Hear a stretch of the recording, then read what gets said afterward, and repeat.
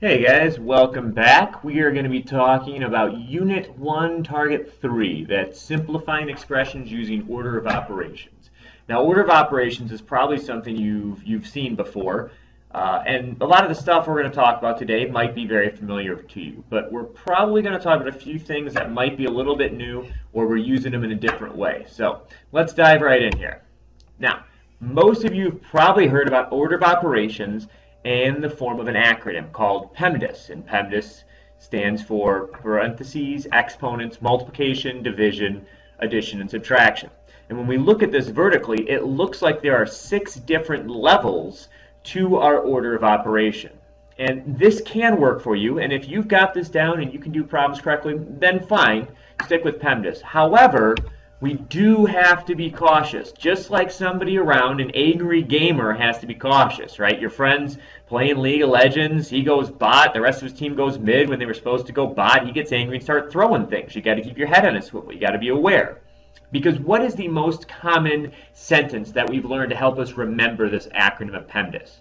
It's please excuse my dear Aunt Sally. And we all love dear Aunt Sally, right? She has soap, milk, and cookies. We go do arts and crafts. We watch movies. She's great. Here's the problem. Your dear Aunt Sally isn't really your dear Aunt Sally. She's actually a zombie. She doesn't want to have you over for milk and cookies. She wants to have you over to eat your brain. Okay, well, maybe your dear Aunt Sally isn't really a zombie. But here's the danger of PEMDAS. We've got to be careful.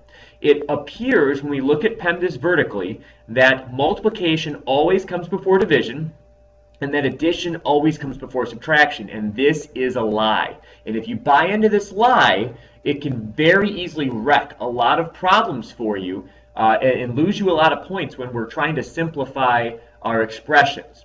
So how can we avoid this? Well, one acronym that we feel is a little bit more helpful is the acronym GEMMA. Now, GEMMA has only 4 levels, as you can see here. The first level is grouping symbols. Now, parentheses are a grouping symbol, but we're going to have a few more, and we'll talk about that in just a minute here. The second level is exponents. That's the same. The biggest change comes in the third and the fourth levels here. We can see that addition and subtraction and multiplication and division are on the same levels there. Multiplication and division on the third level, addition and subtraction on the fourth level. They are equal. One does not necessarily come before the other. So let's look at GEMMA in a little bit more detail now. So grouping symbols. We've got 4 different kinds of grouping symbols now. Not just parentheses, we also have brackets and braces. Now brackets and braces are exactly like parentheses, just a different shape. The reason we have different shapes is in case you're working in a long expression with lots of different grouping symbols that you can kind of tell the difference between them, so we have different shapes. However, when we get to absolute value, it's still a grouping symbol, but it's like the mutant grouping symbol, right? It's got a special power, special ability that it has. Kind of like Wolverine, Storm, Cyclops, like the X-Men, or whatever superhero you like the best, except for probably Batman, because we know Batman has no powers. And we'll talk about absolute value here in just a next slide here in just a minute and go into more detail. But let's talk about the M and the A level there, the third and the fourth level. So how do we know which one comes first, multiplication or division or addition or subtraction? Well, we are actually just going to read from left to right, and if we're trying to decide between multiplication and division, we decide first whichever one comes first. Same thing with addition and subtraction. If I'm reading from left to right and subtraction comes first, I do the subtraction first. If addition comes first, I do the addition first. We're going to look at some examples in a little bit here that really highlight this difference between GEMMA and PEMDAS. So if you have some questions now, don't worry. We'll get there and we'll look at some examples. So as I said, let's talk about our mutant grouping symbol here, absolute value, right? Now, absolute value is the distance a number is from 0, right? That's kind of what we think of as the middle of our number line. We don't really have a middle, but it's kind of the point we kind of think of as the middle here. So if we look at our number line, we can see we have 2 numbers on the number line, 3 and -7.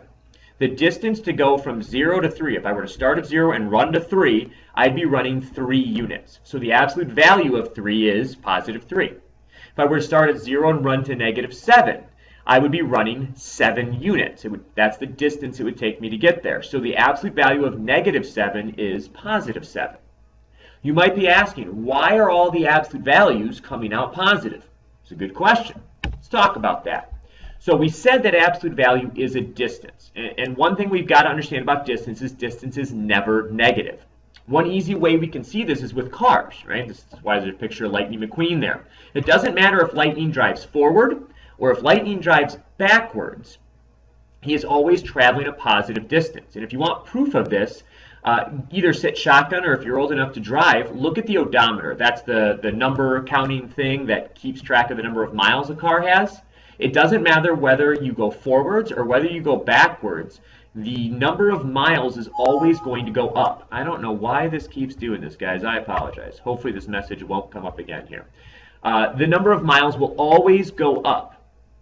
It'll never go down because distance is never negative. So if absolute value is a distance and distance is never negative, then what we can conclude is that our absolute value of a number is never going to be negative. It could be 0. You could go nowhere, right? But you can't go a negative distance, which means we can't have a negative absolute value. So let's take a look at an example and actually work with our absolute value bars here. So we've got the absolute value of 6 minus 14 plus 2. Now we know with our grouping symbols, I've always got to simplify inside the grouping symbols first. So that means I've got to do the subtraction, the addition, before I can use the mutant power, the special power of absolute value here. So we've got 6 minus 14 plus 2. Which do we do first, subtraction or addition? Well, we know from Gemma, we do whichever comes first from left to right. So subtraction comes first, so I do 6 minus 14 first. That gives me negative 8 plus 2. Now I can do the addition, and I get the absolute value of negative 6. Since I have simplified everything inside the absolute value now, down to one term, I can now take the absolute value of negative 6, which is positive 6. And what we did here is something very important to remember. We always have to simplify everything inside the absolute value bars down to one term before we can apply the absolute value, before we can kind of use its special power. And that's something that's really important. If you have questions on this, we are going to see some examples with this in a little bit, but I want to make sure that you're writing those questions down and bringing them to class so we can have a good discussion if absolute value is a little bit confusing for you. Well, now that we've talked about absolute value, let's actually go on to simplifying some expressions. And what does the word simplifying mean? That might be something that's a little unclear. Well, if we ask you to simplify something, what we're really saying is we want you to perform all possible operations. If there is an operation, addition, subtraction, multiplication, division, exponents, right? We want you to perform and simplify that operation. So as we look at these examples here, it's important to identify the operations that are in these examples. So for the first one, we can see that we have subtraction, multiplication, and addition. We have 3 operations. So how are we going to simplify that? Well, Gemma tells us multiplication comes first, 2 times 3. Then subtraction and addition are equal, so we go from left to right. 3 minus 6 is negative 3. Negative 3 plus 5 is positive 2. In our second example, we have 4 operations: exponents, division, multiplication, and subtraction. Gemma tells us exponents comes first, then division and multiplication are equal. We go left to right. We do the division first. 45 divided by 9 is 5. Then 5 times 5 is 25. Then we finally get to subtraction. 25 minus 4 is 21. In our third example, we've got a couple of pairs of grouping symbols here. We've got the parentheses and then the absolute value bars. We're always going to work inside out with our grouping symbols here. So we're going to do the parentheses first. 30 divided by 6 is 5. Then inside the absolute value bars, I've got 2 operations, addition and exponents. We do exponents first, so 5 squared is 25. 5 plus 25 is 30. Now I can use the special ability, the mutant power of my absolute value bars, to take the absolute value of 30, which is positive 30. Then I can do 2 times 30, which would simplify all the way down to 60. If you have any questions on these, again, please be writing them down and bring them with you to class. So now that we've kind of walked through some examples together, how about you try some on your own here? So in a second, I'm going to ask you to pause the video and try and simplify, fully simplify these expressions on your own. Then we'll come back and check your answers. Ready? Pause. Welcome back. Let's see how you did here. So check the work and look at the final simplified expression. And we got 14 for number 1, 18 for number 2, and 0 for number 3.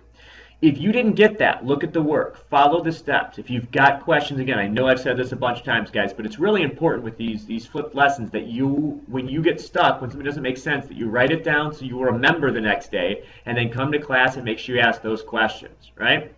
Well, we have reached the end of our video here. The end.